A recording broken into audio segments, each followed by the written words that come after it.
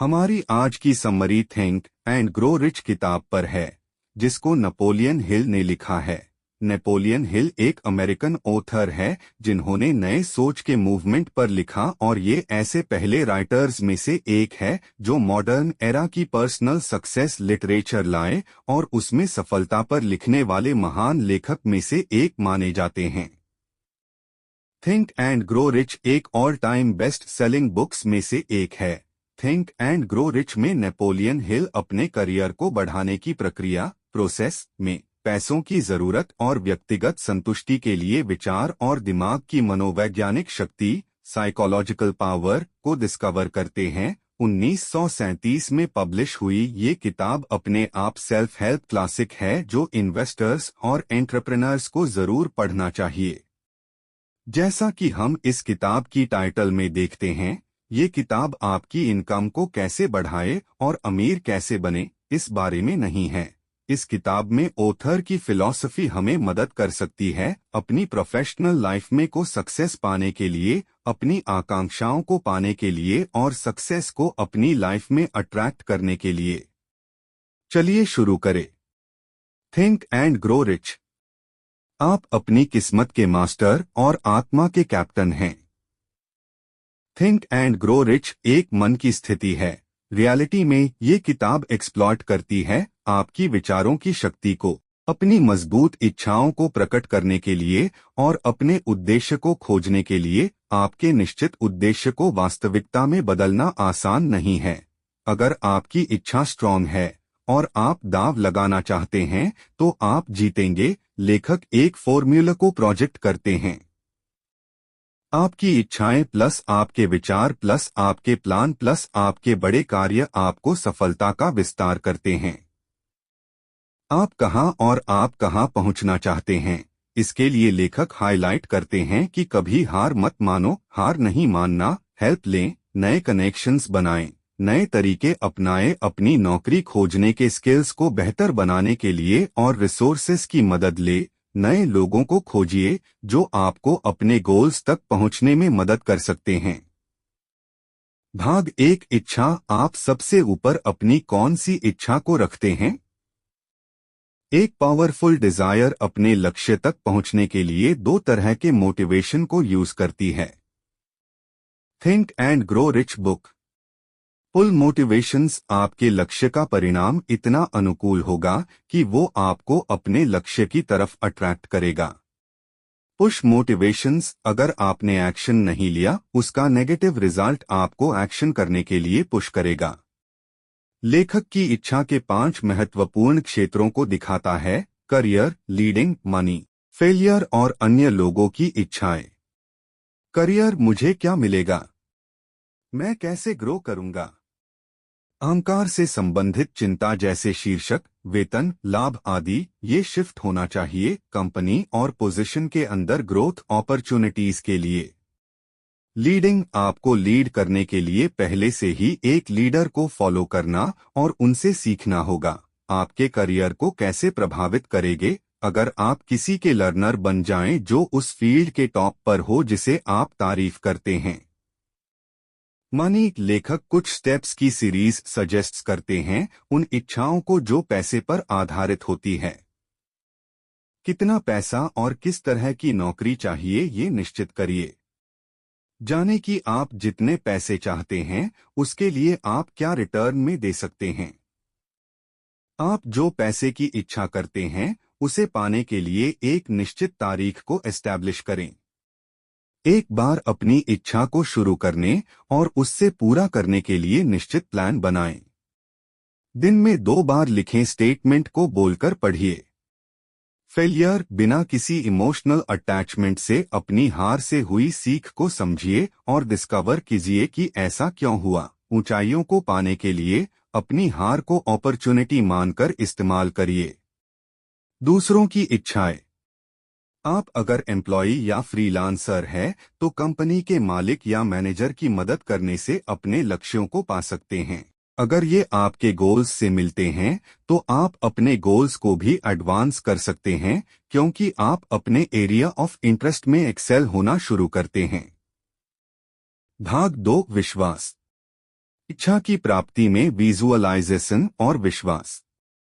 बहुत हद तक आपकी सफलता और हार आपकी सोच पर आधारित होती है, और मन में पॉजिटिव बिलीफ एक आधार है जिससे सफलता को पाया जा सकता है। विश्वास आता है जब सबकॉन्शियस मन को बार बार इंस्ट्रक्शंस मिलेंगे। पॉजिटिव इमोशंस को इनकरेज करें और नेगेटिव इमोशंस जैसे संदेह, इनकार और डर को खत्म करें तो विश्वास बहुत तरह से एक हथियार के रूप में काम आ सकता है। ये हार के लिए एक एंटीडोट है।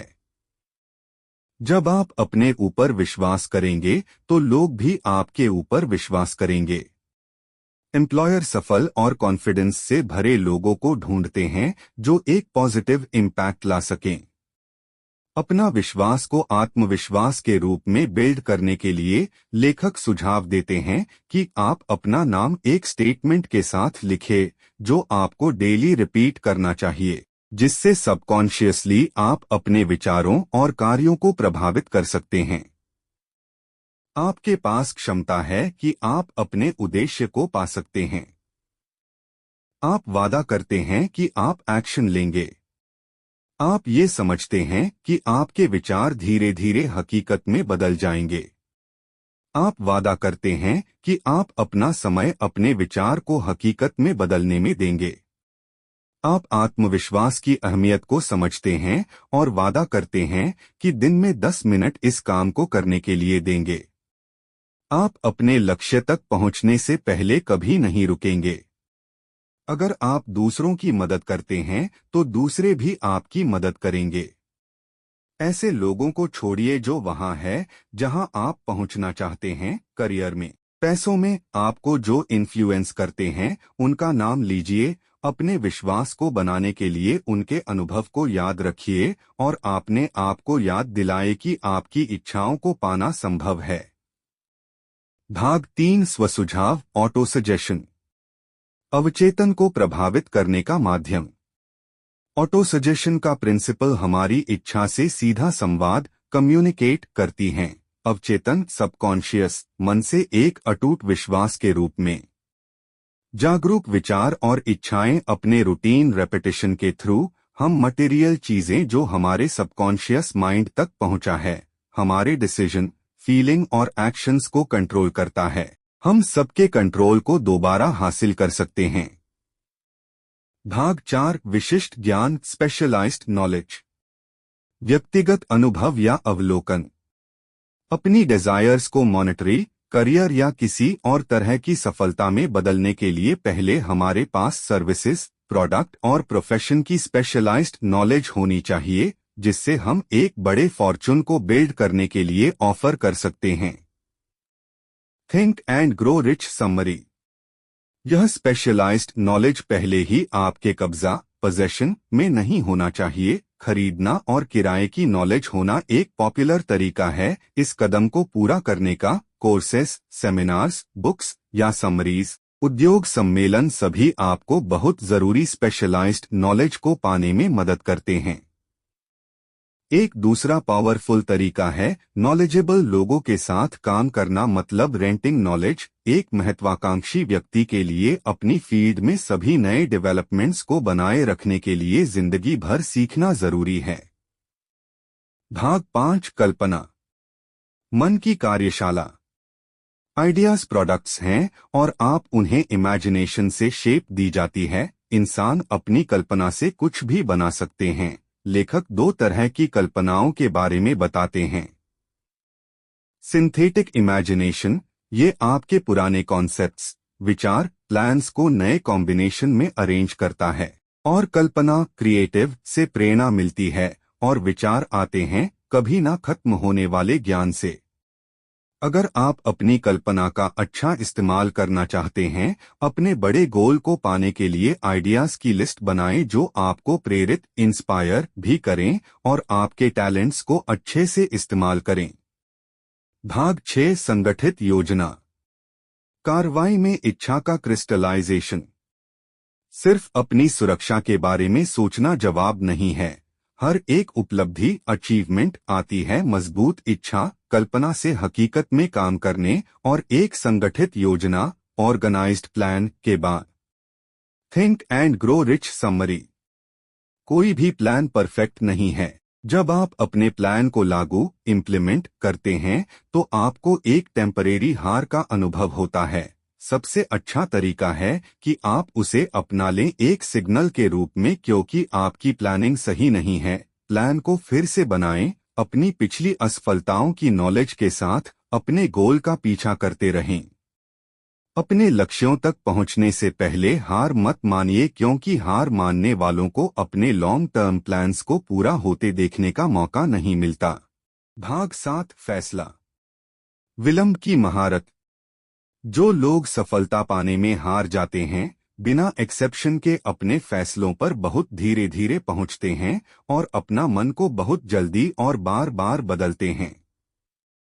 सफल लोग तुरंत निश्चित रूप से फैसलों पर पहुंचते हैं और अपने मन को धीरे बदलते हैं।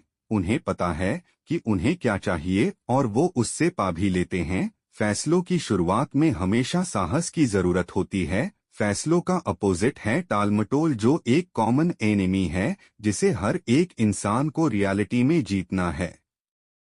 भाग 8 निश्चित विश्वास को प्रेरित करने के लिए आवश्यक निरंतर प्रयास। एक बड़ा कारण असफलता का है दृढ़ता परसिस्टेंस की कमी। इसे जीता जा सकता है, पर यह निर्भर डिपेंड्स करता है पूरी तरह आपकी इच्छा डिजायर पर। कमजोर इच्छा कमजोर परिणाम लाते हैं। दृढ़ता परसिस्टेंस का आधार पावर ऑफ विल है और ये और भी दूसरे कारणों से प्रभावित इन्फ्लुएंस्ड होती है। जैसे कि पहले से कहे कारणों में आप में कोई कमी है जो आपकी दृढ़ता परसिस्टेंस में रुकावट है। इसके विपरीत दृढ़ता परसिस्टेंस की कमी कुछ लक्षणों को विकसित करती है। टालमटोल इंटरेस्ट में कमी, असमंजस, आत्मसंतुष्टि सेल्फ सैटिस्फैक्शन, उदासीनता इंडिफरेंस, डिजायर का समाप्त होना, हार मानने की इच्छा, संगठित योजनाओं ऑर्गेनाइज्ड प्लान्स की कमी, करने के बजाय काम न करना, शॉर्टकट्स को ढूंढना, आलोचना का डर हो तो कोई अपनी दृढ़ता परसिस्टेंस को कैसे विकसित करे। लेखक 4 स्टेप्स में सुझाव देते हैं। एक निश्चित डेफिनेट लक्ष्य को विकसित करें जिसके पीछे एक गंभीर इच्छा होनी चाहिए। एक निश्चित योजना को बनाएं जो निरंतर कार्रवाई को एक्सप्रेस करता है। सभी नकारात्मक नेगेटिव और हतोत्साहित डिस्करेजिंग करने वाले प्रभावों को दूर रखें। उन लोगों के लिए जवाबदेह अकाउंटेबल रहे जो आपको अपने प्लान और उद्देश्य पर्पस को फॉलो करने के लिए प्रोत्साहित एनकरेज करेंगे। भाग 9 मास्टरमाइंड की शक्ति चलाने का बल। आप मास्टरमाइंड तब है जब आपके पास लोगों की टीम है जिनके काम आपके प्लान को चलाना और आपकी सफलता में मदद करना। आपकी टीम में कौन होगा और आने वाले 30 दिनों में ये आप कैसे बनाएंगे। मास्टरमाइंड की शक्ति के बिना कोई भी महान शक्ति और सफलता को नहीं पा सकता। Think and grow rich Hindi. Mastermind का लक्ष्य होता है निश्चित प्लान के साथ नॉलेज को पावर में कन्वर्ट करे और फिर प्लान्स को एक्शन में बदलना। भाग 10 अवचेतन मन। जोड़ने वाली कड़ी इंसान की नियत और कभी न खत्म होने वाली बुद्धि का एक मेल है। अवचेतन मन सबकॉन्शियस माइंड। अवचेतन मन सबकॉन्शियस माइंड एक माध्यम के रूप में काम आता है आपकी इच्छाएं डिजायर्स और उनके भौतिक फिजिकल और मौद्रिक मॉनेटरी चीजों में बदलने के लिए। आपका नजरअंदाज का रिजल्ट होगा कि जो विचार आप तक पहुंचेंगे वो खत्म हो जाएंगे अगर आप अपनी ख्वाहिशों डिजायर्स को प्लांट करने में फेल रहे। सबकॉन्शियस माइंड पर नियंत्रण पाने के लिए 7 बड़े सकारात्मक भावों पॉजिटिव इमोशंस को लागू करने और अपने फायदे के लिए इस्तेमाल करने की आदत डाल लें। इच्छा, विश्वास, प्यार, सेक्स, उत्साह, रोमांस, आशा। रचनात्मक अवसर को खराब करने के लिए आपके अवचेतन मन में सिर्फ एक नकारात्मक भावना आपके चेतन मन कॉन्शियस माइंड में होना काफी है। 7 बड़े नकारात्मक भावनाओं से बचें जैसे डर, ईर्ष्या, नफरत, बदला, लालच, अंधविश्वास, गुस्सा। एंड में आपका मन पूरी तरह से पॉजिटिव इमोशंस से हावी हो जाएगा ताकि नेगेटिव इमोशंस अंदर ना आ सके। भाग 11 मस्तिष्क विचार एक प्रसारण और प्राप्त करने वाला स्टेशन है। हर इंसान का दिमागी सोच थॉट वाइब्रेशन को ब्रॉडकास्ट और रिसीव करने का स्टेशन है। अवचेतन मन सबकॉन्शियस माइंड देने का स्टेशन है जिससे कि ब्रॉडकास्ट होती है। क्रिएटिव इमेजिनेशन एक रिसीविंग सेट है जिससे सोच की वाइब्रेशन को एटमॉस्फेयर से लिया जाता है। जब वाइब्रेशन ऊंचाई पर आती है तब सोच थॉट की वाइब्रेशन में मन उससे और ज्यादा रिसीव करता है। काफी तेज रेट की वाइब्रेशंस सिर्फ ऐसी तरंगे हैं जो एटमॉस्फेयर से ली जाती है और चलती है एक दिमाग से दूसरे दिमाग तक। बुद्धि के मंदिर का द्वार 6th सेंस की समझ ध्यान और अपने अंदर से मन के विकास से आती है। एक बार आपने 6th सेंस को मास्टर कर लिया तो आप अपने नजदीक आने वाले खतरों की खबर समय पर पा सकेंगे तथा आप उनको रोक सकेंगे और समय पर मौके अपॉर्चुनिटीज की खबर पा सकेंगे और उनको गले लगा सकेंगे। भाग 12 छठी इंद्रिय 6th सेंस।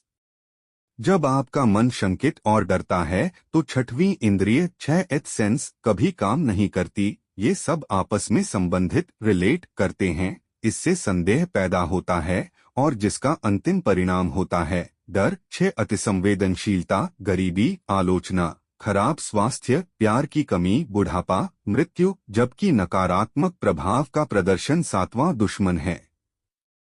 अपने आप को इस शत्रु से बचने के लिए आप भी वैसा करिए जैसे और लोग धन इकट्ठा करते हैं। आप जानकर ऐसे लोगों की कंपनी ढूंढे जो आपको सकारात्मक पॉजिटिव सोचने और काम करने में मुख्य प्रभाव डालते हैं। अपने विचारों पर नियंत्रण करने के लिए अपनी इच्छा शक्ति विल पावर का उपयोग करिए और अपने अवचेतन मन सबकॉन्शियस माइंड को प्रभावित इन्फ्लुएंस करिए। डर एक स्टेट ऑफ माइंड है। ये नियंत्रण कंट्रोल और दिशा डिपेंड पर निर्भर है। इस नॉलेज को अपने फायदे के रूप में इस्तेमाल करें।